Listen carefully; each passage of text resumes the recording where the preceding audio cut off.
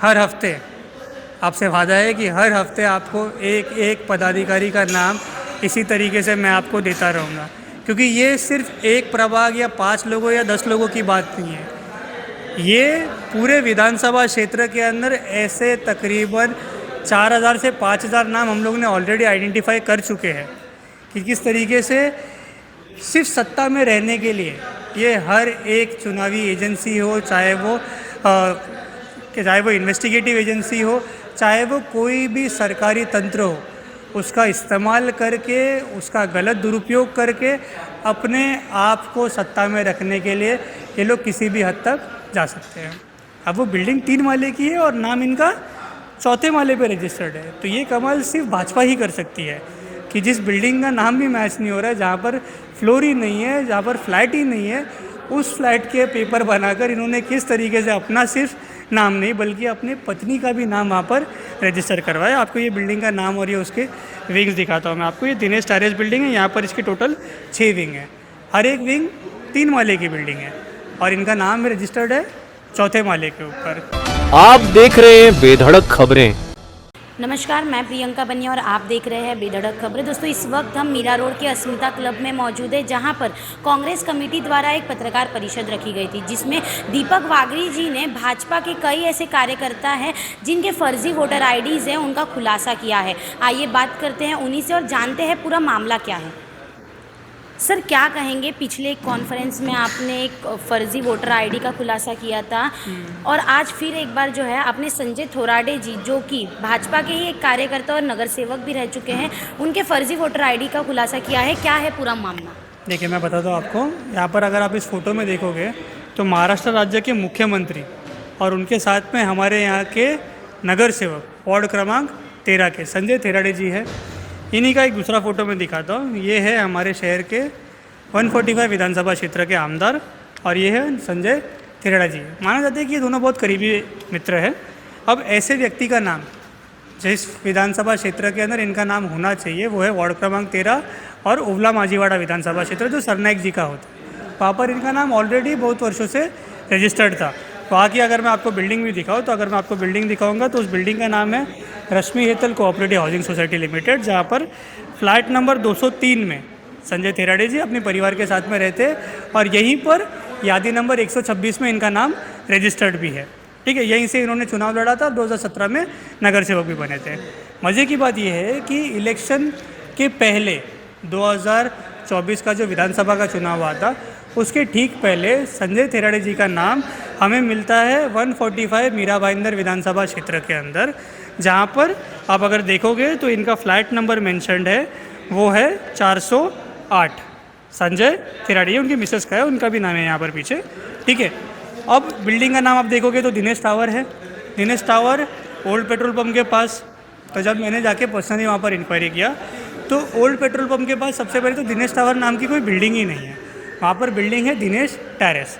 अब Dinesh terrace building की मज़े की बात मैं आपको बताता हूँ कि वहाँ पर दिनेश टैरेस बिल्डिंग की टोटल 5 या 6 विंग हैं। उन 6 विंग, हर एक विंग की जो है वो 3-3 माले की बिल्डिंग है। अब उस 3 माले की बिल्डिंग के अंदर जादुई तरीके से संजय थोराडे जी का नाम 4थे माले पे रजिस्टर्ड है। अब वो बिल्डिंग 3 माले की है और नाम इनका 4थे माले पे रजिस्टर्ड है। तो ये कमाल सिर्फ भाजपा ही कर सकती है कि जिस बिल्डिंग का नाम भी मैच नहीं हो रहा है, जहाँ पर फ्लोर ही नहीं है, जहाँ पर फ्लैट ही नहीं है, उस फ्लैट के पेपर बनाकर इन्होंने किस तरीके से अपना सिर्फ नाम नहीं बल्कि अपने पत्नी का भी नाम वहाँ पर रजिस्टर करवाया। आपको ये बिल्डिंग का नाम और ये उसके विंग्स दिखाता हूँ मैं आपको। ये दिनेश टैरेस बिल्डिंग है, यहाँ पर इसकी टोटल 6 विंग है। हर एक विंग 3 माले की बिल्डिंग है और इनका नाम रजिस्टर्ड है 4थे माले के ऊपर। तो ये कमाल सिर्फ भाजपा ही कर सकती है और भाजपा के अलावा इलेक्शन कमीशन जो ऐसे नामों को वेरीफाई करता है, BLA उनके जो है इतने कार्यक्षमता है उनके अंदर कि जो फ्लैट है ही नहीं वहाँ पर भी लोगों का नाम वो वोटिंग लिस्ट में डाल सकते हैं। तो ये कमाल की बात है और इसके लिए भाजपा का देश को शुक्रिया अदा करना चाहिए कि किस तरीके से सिर्फ सत्ता में रहने के लिए ये हर एक चुनावी एजेंसी हो, चाहे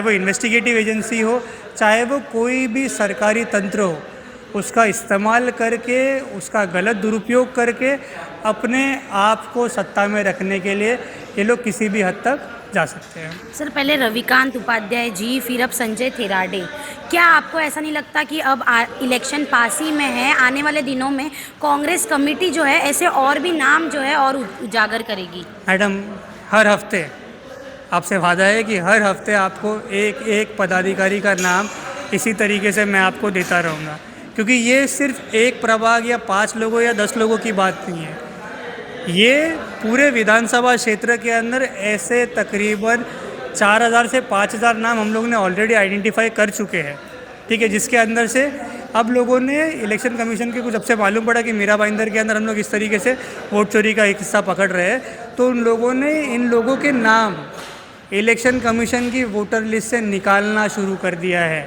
अब आपको सबसे बड़ा एग्जांपल दिखा तो ये संजय थेराडे जी, जिनका नाम इलेक्शन के समय इलेक्शन कमीशन की यादी में है, फ़ोटो के साथ में है। आज जब इनका YJE नंबर आप डालोगे तो इनके नाम के आगे लिख के आता है नो रिकॉर्ड एग्जिस्ट, मतलब जो नाम पिछले एक हफ्ते की बात कर रहा हूँ मैं, तब तक वेबसाइट के ऊपर लिस्टेड था, रजिस्टर्ड था। इनका वोटिंग कार्ड का मैं आपको कॉपी दिखाता हूँ कि जो हमने इलेक्शन कमीशन के वेबसाइट से डाउनलोड किया है, वहाँ पर आज वही YJE नंबर अगर आप डालते हो तो आता है नो रिकॉर्ड एग्जिस्ट। तो ये कमाल भाजपा और इलेक्शन कमीशन ही कर सकता है, बाकी किसी साधारण आदमी के बस की ये बात नहीं है। ने बीजेपी के रविकांत उपाध्याय जी पर सवाल उठाए थे। उस वक्त बीजेपी द्वारा ऐसा बताने में आया था कि अभी कुछ ही महीनों में इलेक्शन है, इसीलिए कांग्रेस जो है एक स्टंटबाजी कर रही है। तो इस पर आपका क्या कहना है? देखो, चोर की दाढ़ी में तिनका तो होता ही है ना। उनकी पूरी परफॉर्मेंस अगर मैं होता वहाँ पर तो मैं उनको सिर्फ एक ही सवाल पूछता कि आपके पदाधिकारी इतने गैर जिम्मेदाराना कैसे हो गए कि उनके नाम 2-2 जगह चले जाते हैं, और आपके BLA जो वहाँ पर थे उनको भी नहीं पता कि उनके नाम वहाँ पर आ चुके हैं। आपके BLA जो आप अपॉइंट करते हो पार्टी के कार्यालय, उनके पास तो पन्ना प्रमुख तक होता है, जो हर एक यादी के एक एक पन्ने के लिए जिम्मेदार होता है। तो ऐसे पन्ना प्रमुख भी आपके निकम में थे जो इस तरीके से नाम आइडेंटिफाई नहीं कर पाए और इलेक्शन कमीशन को सूचित नहीं कर पाए। हमने तो बाकायदा इलेक्शन के पहले इलेक्शन कमीशन को लेटर दिया था, यादियों के साथ दिया था कि ये नाम डुप्लीकेट है, इन नामों का गलत तरीके से वहाँ पर पेंशन हो चुका है, तो इनको निकालिए। इलेक्शन कमीशन ने तब भी कोई कार्रवाई नहीं की। इलेक्शन कमीशन ने 1 साल बाद उस पत्र का जवाब दिया कि हम ढूंढ रहे हैं, हम लोगों ने कुछ नाम आइडेंटिफाई किए जिनको हम निकालने की प्रक्रिया आगे बढ़ाएंगे। तो आप जाहिर रूप से साझा कर दो। मनिंदर मेहता जी ने कल ही एक पोस्ट डाला था कि हमारे शहर के जो कमिश्नर साहब है उनका शिंदे में प्रवेश हो चुका है।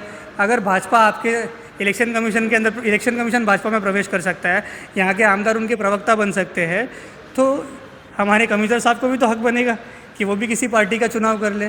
तो आप आके सामने से मान तो लीजिए कि इलेक्शन कमीशन और भाजपा ने मिलकर ये कारनामा किया। आपके अंदर अगर ये नैतिक जिम्मेदारी है कि आप मानने की हिम्मत रख सकते हो तो आइए, कबूल कीजिए। दोस्तों, जैसे कि आपने देखा, हमने दीपक वागरी जी से बात की और उनका ऐसा कहना है कि बीजेपी के जो कार्यकर्ता है जिनके नामों का उजागरण उन्होंने अभी तक किया है, ऐसे और भी नामों का उजागरण जो है वो आने वाले दिनों में करेंगे। और साथ ही साथ उनका ये भी कहना है कहीं ना कहीं ये जो इलेक्शन कमेटी है वो बीजेपी के साथ जुड़ी हुई है। और दोस्तों, इस पूरी खबर से आपको क्या लगता है हमें ज़रूर कमेंट करके बताइए और देखते रहिए बेधड़क खबरें। मैं प्रियंका बनिया, कैमरा पर्सन रफ़ीक खान के साथ।